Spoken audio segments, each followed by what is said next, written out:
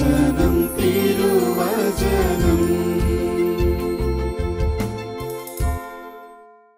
Price the Lord. Hallelujah. സ്നേഹമുള്ള സഹോദരങ്ങളെ, നമ്മൾ ഇന്ന് കർത്താവിൻ്റെ സന്നിധിയിലിരുന്ന് വചനം തിരുവചനം എന്ന ഈ ശുശ്രൂഷയിലേക്ക് പ്രവേശിക്കുമ്പോൾ ദൈവത്തിൻ്റെ പരിശുദ്ധാത്മാവ് നമ്മളെ ഓരോരുത്തരെയും അനുഗ്രഹിക്കാൻ വേണ്ടി നമുക്ക് ഈശോയോട് പ്രത്യേകം പ്രാർത്ഥിക്കാം. ക്ഷീണവും മടുപ്പും അലസതയൊക്കെ മാറ്റിവെച്ച് കർത്താവിൻ്റെ വചനത്തിന് വേണ്ടി നമുക്ക് കാതോർക്കാം. അവിടുത്തെ വചനം നമ്മളെ രൂപാന്തരപ്പെടുത്തും. അവിടുത്തെ വചനം നമ്മളെ വിശ്വാസത്തിലേക്കും സൗഖ്യത്തിലേക്കും രക്ഷയിലേക്കൊക്കെ നയിക്കും. വലിയ പ്രത്യാശ ദൈവത്തിൻ്റെ വചനം നമുക്ക് പ്രദാനം ചെയ്യും. പരിശുദ്ധാത്മാവായ ദൈവമേ, ഈ ശുശ്രൂഷയിൽ പങ്കെടുക്കാൻ വേണ്ടി ഇന്ന് ലോകത്തിൻ്റെ നാനാഭാഗങ്ങളിൽ ടി വിയുടെ മുമ്പിൽ കമ്പ്യൂട്ടറിൻ്റെ മുമ്പിലേക്ക് ഇരിക്കുന്ന ഓരോ ദൈവമക്കളെയും അങ്ങയുടെ സ്നേഹം കൊണ്ട് പൊതിയണമേ. അങ്ങയുടെ പരിശുദ്ധാത്മാവോട് നിറയ്ക്കണമേ. ശക്തമായ അഭിഷേകം ഈ സമയത്ത് ഓരോരുത്തർക്കും അവിടുന്ന് പ്രദാനം ചെയ്യണമേ.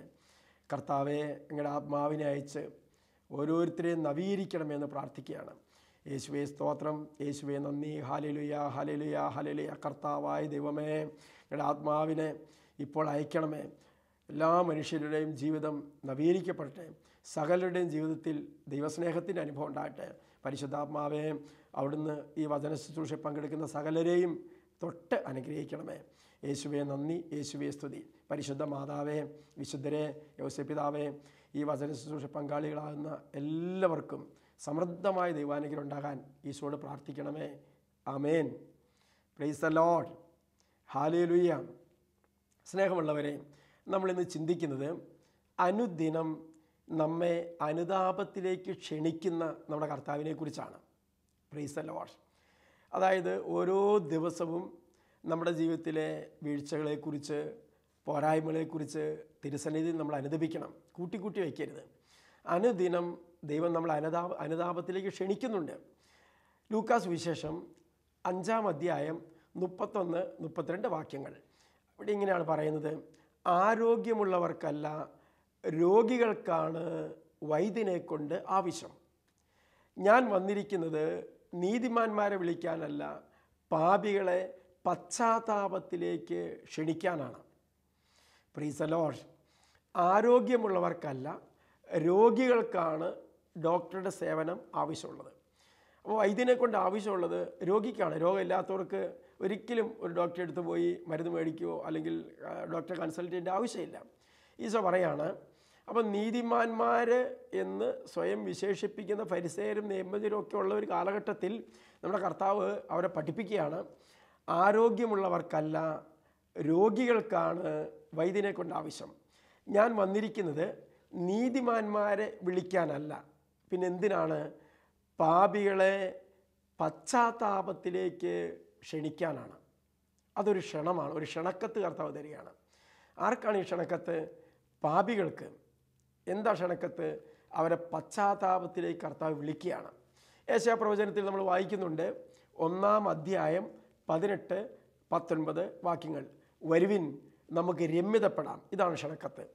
വരുവിൻ, നമുക്ക് രമ്യതപ്പെടാം. നിങ്ങളുടെ പാപം കടും ചുമപ്പാണെങ്കിലും ഞാനത് മഞ്ഞുപോലെ വെണ്മയുള്ളതാക്കും. രക്തവർണ്ണമെങ്കിലും കമ്പിളി പോലെ വെളുപ്പിക്കും.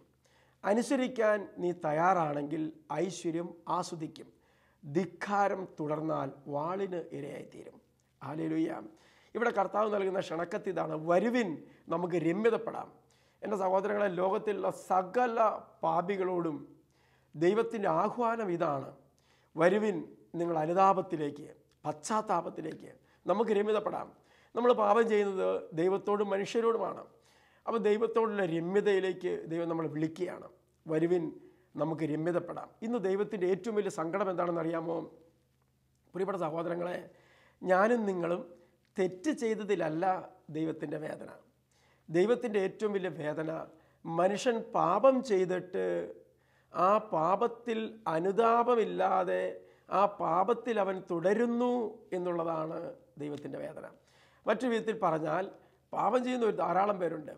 പക്ഷേ പാപം ചെയ്യുന്ന അവർ ദൈവത്തെ ഏറെ വേദനിപ്പിക്കുന്നത് അവർ പാപം ചെയ്തതിലല്ല, മറിച്ച് അവർ പാപം ചെയ്തിട്ട് അനുതാപരഹിതമായ ഹൃദയ കാഠിന്യം മൂലം അവർക്ക് തന്നെ ക്രോധം സംഭരിച്ചു വയ്ക്കുകയാണ്. എന്ന് വെച്ചാൽ മനുഷ്യൻ്റെ അനുതാപമില്ലാത്ത ജീവിതത്തെ ഓർത്താണ് ദൈവത്തിന് വേദന. അതിന് കാരണം ഇതാണ്, അനുതപിക്കുന്ന ഒരു വ്യക്തിയെ കർത്താവ് രക്ഷിക്കാൻ പറ്റും. അനുതാപമില്ലാത്ത ഒരു വ്യക്തിയെ എങ്ങനെ കർത്താവ് രക്ഷിക്കാൻ പറ്റും? കാരണം യേശുക്രിസ്തു ഭൂമിയിൽ വന്നത് പാപികളെ തേടിയാണ്. അപ്പോൾ എനിക്ക് പാപമില്ല, എനിക്ക് അനുതാപത്തിന് ആവശ്യമില്ല, ഞാൻ നീതിമാനാണ് എന്ന് നമ്മൾ സ്വയം ന്യായീകരിക്കാൻ നിന്നാൽ, നമ്മളെ തന്നെ ജസ്റ്റിഫൈ ചെയ്യാൻ നിന്നാൽ പിന്നെ നമുക്ക് യേശുക്രിസ്തുവിൻ്റെ ആവശ്യമുണ്ടോ? വലിയൊരു ദുരന്തം ഇതിൻ്റെ പിന്നിൽ ഒളിഞ്ഞിരിപ്പുണ്ട്. അതുകൊണ്ടാണ് യേശുക്രിസ്തു പറയുന്നത് വരുവിൻ, ദൈവം പറയുന്നത് വരുവിൻ, നമുക്ക് രമ്യതപ്പെടാം.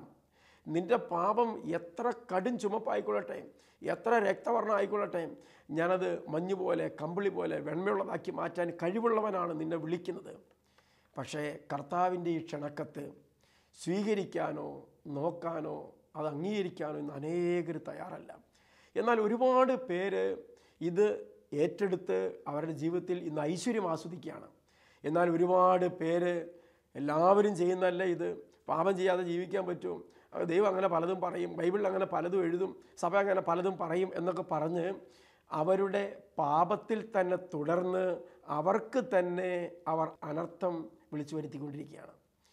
പ്രിയപ്പെട്ട സഹോദരങ്ങളെ, പാപത്തിൻ്റെ ഫലമായ എല്ലാവിധ തകർച്ചകളിൽ നിന്നും നമ്മളെ രക്ഷിക്കാൻ കഴിവുള്ളവനാണ് കർത്താവ്. പക്ഷെ കർത്താവ് നിസ്സഹായനായി പോയത് എപ്പോഴാണ്? അവിടത്തേക്ക് ഒന്നും ചെയ്യാൻ പറ്റാതെ പോയത് എപ്പോഴാണ്? നമ്മൾ അനുദപിക്കാതിരുന്നപ്പോഴാണ്. ഹല്ലേലൂയ. അപ്പോൾ തെറ്റ് മനുഷ്യൻ ചെയ്തതിലല്ല ദൈവത്തിൻ്റെ വേദന.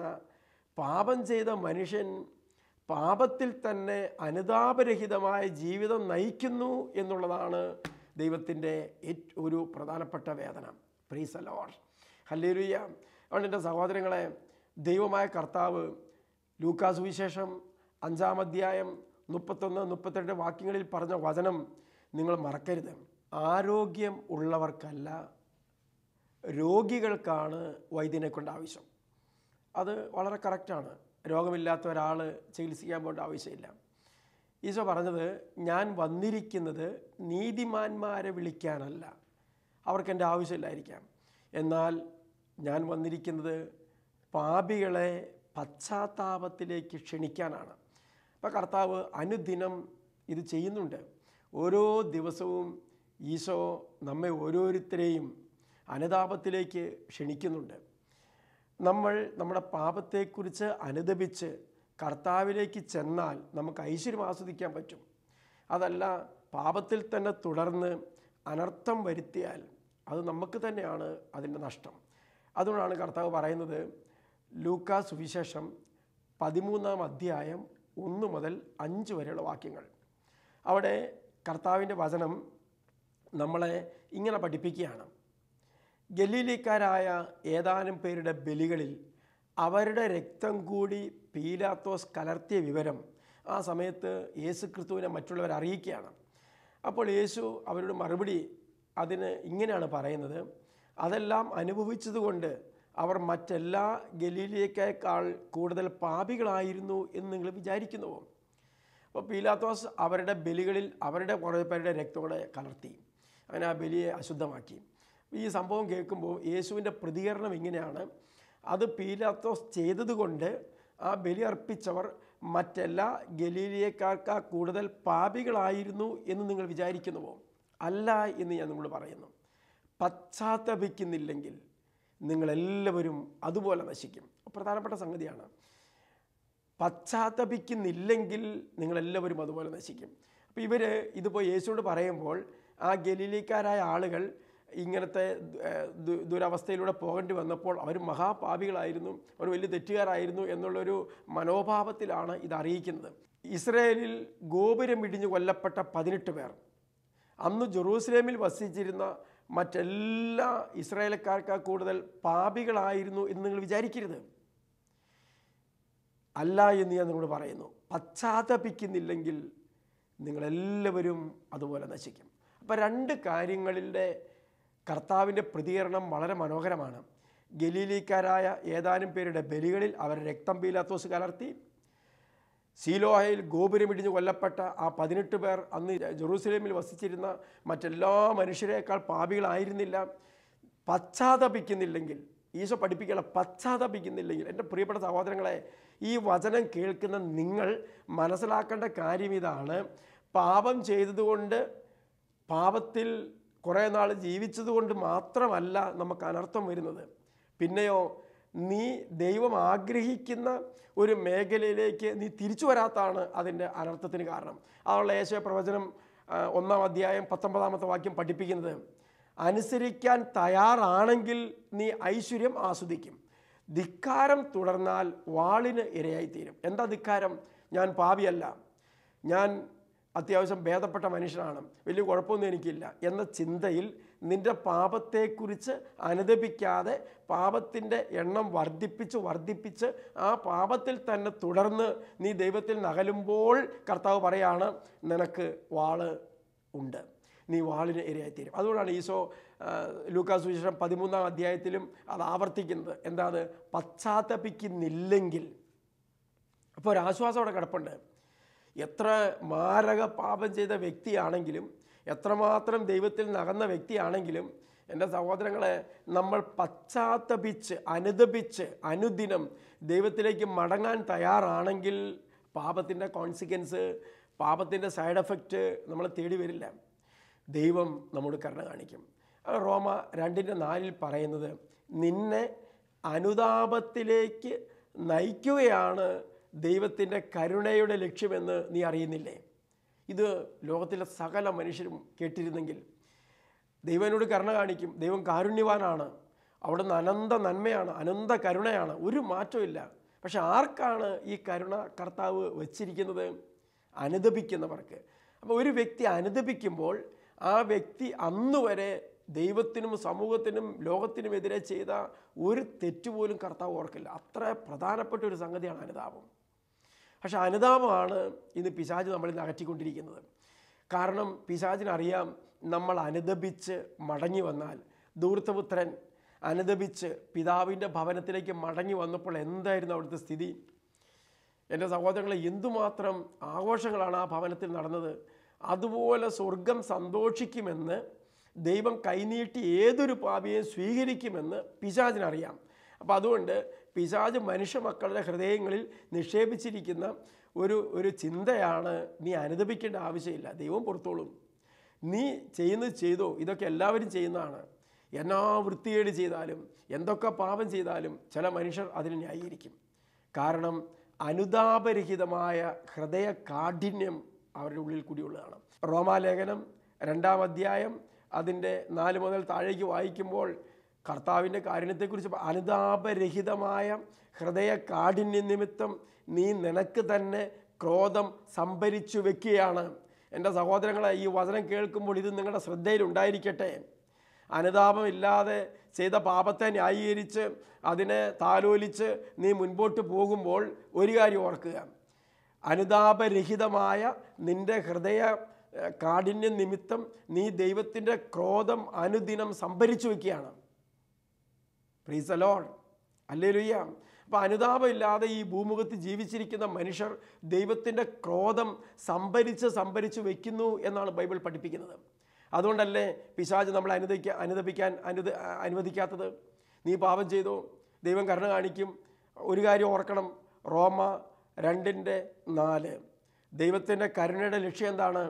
നിന്നെ അനുതാപത്തിലേക്ക് നയിക്കുകയാണ്. അല്ലാണ്ട് നിന്നെ പേടിച്ചിട്ടല്ല, നിന്നെ വാളിന് ഇരയാക്കാൻ ദൈവത്തിന് ബുദ്ധിമുട്ടുണ്ടായിട്ടല്ല, മറിച്ച് അത്രമാത്രം നിനക്ക് വേണ്ടി നിന്നെ തേടി ലോകത്തിലേക്ക് വന്ന കർത്താവ് നിന്നെ കാത്തിരിക്കുകയാണ്, നീ അനുതാപത്തിൽ മടങ്ങി വരുന്നത് നോക്കി. അതാണ് കർത്താവ് പറഞ്ഞത്, വരുവിൻ നമുക്ക് രമ്യതപ്പെടാം. നിങ്ങൾ എത്ര വലിയ പാപം ചെയ്തവരാണെങ്കിലും ദൈവത്തിലേക്ക് വരുവിൻ, നമുക്ക് രമ്യതപ്പെടാം, നമുക്ക് അനുരഞ്ജനപ്പെടാം, നമുക്ക് ഐക്യത്തിൽ ജീവിക്കാൻ പറ്റും. പ്രിയപ്പെട്ട സഹോദരങ്ങളെ, നമ്മൾ ഇന്ന് അനുതാപത്തെ ഉപേക്ഷിച്ച് ദൈവത്തിൽ നിന്ന് അകലാൻ കാണിച്ചതിൻ്റെ 10 ഇരട്ടി തീക്ഷ്ണതയോടെ ദൈവത്തിലേക്ക് മടങ്ങാൻ തയ്യാറാകാതെ നമ്മുടെ വഴിയിലൂടെ തന്നെ സഞ്ചരിക്കുമ്പോൾ ദൈവം എന്തുമാത്രം വേദനിക്കുന്നുണ്ടാവും. നമ്മളെ രക്ഷിക്കാൻ പറ്റാത്തതിൻ്റെ വലിയൊരു സങ്കടം കർത്താവിനുണ്ട്. എൻ്റെ സഹോദരങ്ങളെ, യേശുക്രിസ്തുവിനെ തള്ളിപ്പറഞ്ഞ, 3 പ്രാവശ്യം യേശുക്രിസ്തുവിനെ നിഷേധിച്ച് പറഞ്ഞ അപ്പസ്തോല പ്രമാണികളിൽ ശ്രേഷ്ഠനായിരുന്നില്ലേ നമ്മുടെ പത്രോസ്, ആ എടുത്തിയാട്ടക്കാരനായ പത്രോസ്? പക്ഷേ കർത്താവ് അദ്ദേഹത്തിൻ്റെ മുഖത്തേക്ക് നോക്കി 3 പ്രാവശ്യം ഞാൻ നിന്നെ അറിയില്ലെന്ന് പറഞ്ഞു. 3 പ്രാവശ്യം അവനെ ഞാൻ അറിയില്ലെന്ന് പറഞ്ഞു. എന്നിട്ട് യേശു തിരിഞ്ഞ് അവൻ്റെ മുഖത്തേക്ക് നോക്കിയപ്പോൾ പത്രോസിൻ്റെ ഹൃദയം വേദന കൊണ്ട് നിറഞ്ഞു. അവൻ്റെ കണ്ണിൽ നിന്ന് കണ്ണുനീര് ധാരധാരായി താഴേക്ക് വീണു. എൻ്റെ ഗുരുവിനെ ഞാൻ നിഷേധിച്ചു, ഞാൻ തള്ളിപ്പറഞ്ഞു എന്ന ആ നൊമ്പരം ഉള്ളിൽ തളം കെട്ടിക്കിടന്നപ്പോൾ അദ്ദേഹം ഹൃദയം നൊന്ത് കരഞ്ഞു. Price the Lord. ആ അനുതാപം അദ്ദേഹത്തെ കൊണ്ട് എത്തിച്ചത് സഭയുടെ ആദ്യത്തെ മാർപ്പാപ്പ എന്ന സ്ഥാനത്തേക്കാണ്. ഹല്ലേലൂയ. ഇത് കേൾക്കുന്ന എൻ്റെ സഹോദരങ്ങളെ, നീ ഇന്ന് കഴിഞ്ഞ കാലങ്ങളിൽ ചെയ്ത പാപത്തെക്കുറിച്ച് ഓർത്ത് അനുതപിക്കുന്നൊരു വ്യക്തിയാണോ? അതോ പാപത്തെ ന്യായീകരിച്ച് ഇതൊന്നും തെറ്റല്ല, ഇതൊക്കെ എല്ലാവരും ചെയ്യുന്നതാണ് എന്ന് ചിന്തിച്ച് മുൻപോട്ട് പോകുന്ന ഒരു വ്യക്തിയാണോ നീ? എങ്കിൽ കർത്താവ് നിനക്ക് നൽകുന്ന വചനം മറക്കാതിരിക്കുക. അനുതാപരഹിതമായ ഹൃദയ കാഠിന്യ നിമിത്തം നീ നിനക്ക് തന്നെ ക്രോധം സംഭരിച്ചു വയ്ക്കുകയാണ്. കർത്താവിൻ്റെ വിധി ദിവസത്തിലേക്ക് നിൻ്റെ അനുതാപരഹിതമായ ഹൃദയത്തിൻ്റെ കാഠിന്യം അത് ദൈവത്തിൻ്റെ ക്രോധത്തിന് വേണ്ടി നീ ഒരുക്കി വെച്ചുകൊണ്ടിരിക്കുകയാണ്. എന്നാലോ നമുക്ക് രമ്യതപ്പെടാം. നിൻ്റെ പാപം കടും ചുമപ്പാണെങ്കിലും ഞാൻ അത് മഞ്ഞുപോലെ വെണ്മയുള്ളതാക്കാം, രക്തവർണ്ണമെങ്കിലും കമ്പിളി പോലെ വെളുപ്പിക്കാം എന്ന് പറഞ്ഞ സന്തോഷത്തിൻ്റെ വാർത്ത സ്വീകരിക്കാൻ എന്തുകൊണ്ടാണ് പ്രിയപ്പെട്ടവരെ നമ്മൾ മടി കാണിക്കുന്നത്? ദൈവം നമ്മൾ ഓരോരുത്തരും ചെയ്ത പാപത്തിൻ്റെ നിരാശയിലും കഷ്ടതയിലും രോഗത്തിലും ജീവിക്കണമെന്നാണോ ആഗ്രഹിക്കുന്നത്? ഒരിക്കലുമല്ല. കർത്താവ് ആഗ്രഹിക്കുന്നത് എന്താണ്? നീ എത്രമാത്രം പാപത്തിൽ പൂണ്ടുപോയ ഒരു ജീവിതത്തിനുടമയാണോ അത്രമാത്രം നിന്നെ സ്നേഹിച്ച് കർത്താവിൻ്റെ വലിയ സംരക്ഷണത്തിലേക്കും വലിയ പരിപാലനയിലേക്കും നിന്നെ കൈപിടിച്ചുയർത്തണം എന്നുള്ളതാണ് കർത്താവിൻ്റെ ആഗ്രഹം. ഹല്ലേലൂയ. Price the Lord. അതുകൊണ്ടാണ് സ്വർഗം അത്രമാത്രം സന്തോഷിക്കുന്നത്. ഒരു പാപി അങ്ങ് മാനസാന്തരത്തിലേക്കും അനുതാപത്തിലേക്കും വന്നു കഴിഞ്ഞാൽ സ്വർഗത്തിലെ സന്തോഷത്തെക്കുറിച്ച് ബൈബിൾ രേഖപ്പെടുത്തുന്നത് അതുകൊണ്ടാണ്. ലൂക്കാ സുവിശേഷം 15-ാം അധ്യായം 7-ാമത്തെ വാക്യം, അനുതാപം ആവശ്യമില്ലാത്ത 99 നീതിമാന്മാരെ കുറിച്ച് എന്നതിനേക്കാൾ അനുതപിക്കുന്ന ഒരു പാപിയെക്കുറിച്ച് സ്വർഗത്തിൽ വലിയ സന്തോഷമുണ്ടാകുമെന്ന് ഞാൻ നിങ്ങളോട് പറയുന്നു. ഹല്ലേലൂയ. Price the Lord. എൻ്റെ സഹോദരങ്ങളെ, ആ വചനം നമ്മുടെ ഹൃദയത്തെ സന്തോഷം കൊണ്ട് നിറയ്ക്കണം. അനുതാപം ആവശ്യമില്ലാത്ത 99 നീതിമാന്മാരെ കുറിച്ച് എന്നതിനേക്കാൾ നമ്മുടെ കർത്താവിൻ്റെ സന്തോഷം എന്തിലാണ്? ഒരു പാപി നീ അനുതാപത്തിലേക്ക് മടങ്ങി വരുമ്പോഴാണ്. ദൈവമേ, എനിക്ക് തെറ്റുപറ്റി, ദൈവമേ, ഞാൻ പാപം ചെയ്ത വ്യക്തിയാണ്, I am a sinner, I am a sinful man. കർത്താവെ, പാപത്തിൻ്റെ അടിമത്തത്തിൽ പാപത്തിൽ മുഴുകി ജീവിച്ചൊരു വ്യക്തിയാണ് ഞാൻ, എന്നോട് കരുണ കാണിക്കണം എന്ന് പറയുമ്പോൾ നീ അനുതപിക്കാൻ തയ്യാറായ മനോഭാവം സ്വീകരിക്കുന്ന സെക്കൻഡിൽ നീ അന്ന് വരെ ദൈവത്തിനും മനുഷ്യനുമെതിരെ ചെയ്ത തെറ്റുകൾ ദൈവം മറന്നു പോവാണ്.